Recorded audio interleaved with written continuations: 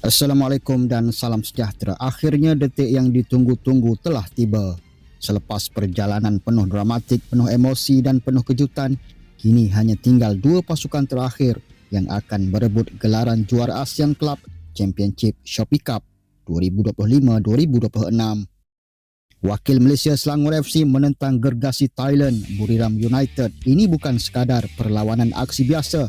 Ini adalah pertembungan maruah, pertembungan mental dan mungkin juga penentuan siapa sebenarnya kuasa baru bola sepak Asia Tenggara.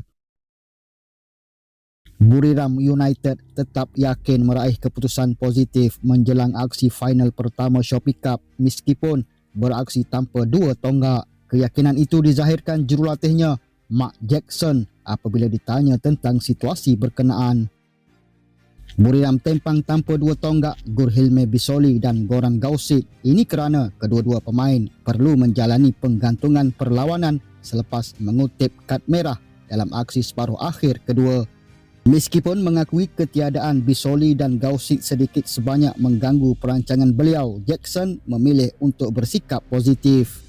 Ini kerana pada hemahnya, ini memberi ruang kepada pemain lain untuk tampil cermelang dalam kesebelasan utama. Kehilangan pemain berkualiti sebegitu sudah tentu ia mengecewakan. Ini kerana pada tahun ini mereka telah menunjukkan bahawa mereka memainkan peranan penting buat pasukan. Tapi satu perkara saya cuba dan cakap kepada para pemain sepanjang masa ialah kita tidak bercakap tentang individu. Kita bercakap tentang pasukan. Dan inilah masa di mana pemain mendapat peluang sekarang dalam kesebelasan utama dan kita dapat lihat kita ada satu pasukan yang kuat. Kita ada pemain walaupun mereka tidak mendapat banyak minit permainan. Mereka sedia untuk masuk dan memainkan peranan untuk kelab. Jadi saya yakin sepenuhnya dengan semua pemain, katanya dalam sidang media pra-perlawanan. Sementara itu, jurulatih Selangor Kim Palgon tetap menganggap Buriram United lawan yang hebat walaupun tanpa dua pemain utama mereka pada aksi malam ini.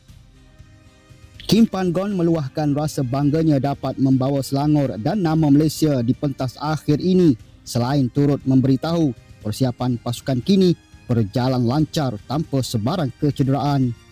Kami sangat bangga kerana dapat mewakili Selangor dan kelab Malaysia untuk melangkah ke perlawanan akhir. Ia sesuatu yang sangat mengujakan dan kami tak sabar untuk perlawanan ini. Setakat ini pasukan berada dalam suasana yang sangat baik dan persediaan juga mantap. Kami sedia memberikan persembahan terbaik dan cuba memberikan keputusan yang paling menggembirakan buat peminat. Itu sahaja untuk ulasan pra-perlawanan pada malam ini.